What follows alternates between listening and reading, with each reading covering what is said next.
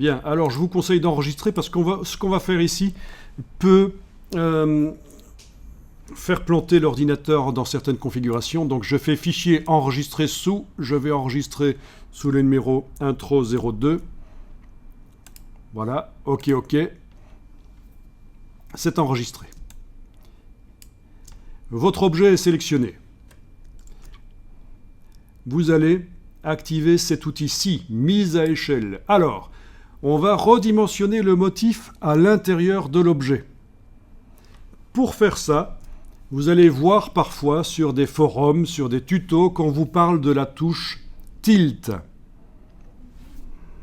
La touche tilde, pardon, tilde avec un D. Ici, je suis juste allé dans Google taper tilde key. Voilà, et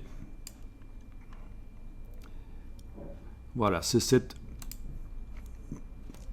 ce signe-là, le tilde, cette espèce de vague.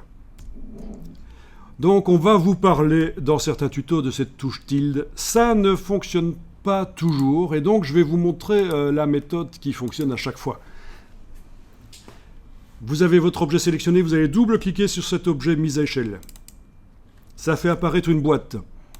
Dans cette boîte, vous allez décocher transformation d'objet et transformation de motif doit être coché. Bien. Et ici, vous allez pouvoir indiquer une valeur. Par exemple, je vais indiquer 50 à la place de 100. La case aperçue est cochée, c'est très bien. Je vais voir derrière ce que ça va donner. Mais je vais le voir évidemment uniquement quand je vais enfoncer la touche tabulation sur le clavier pour passer au cartouche suivant.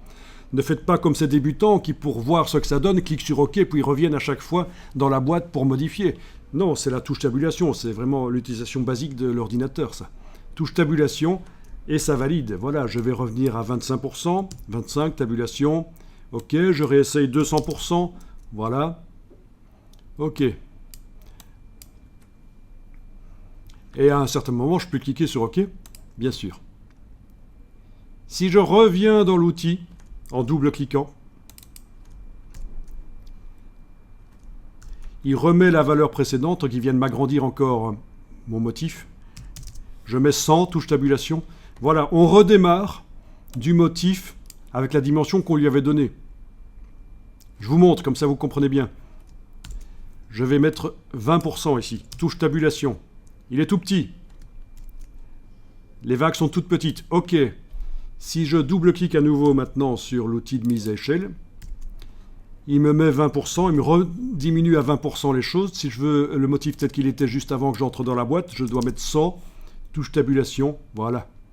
Vous voyez, on redémarre toujours du motif avec la dimension qu'on lui avait donnée juste avant. Si on met 100%.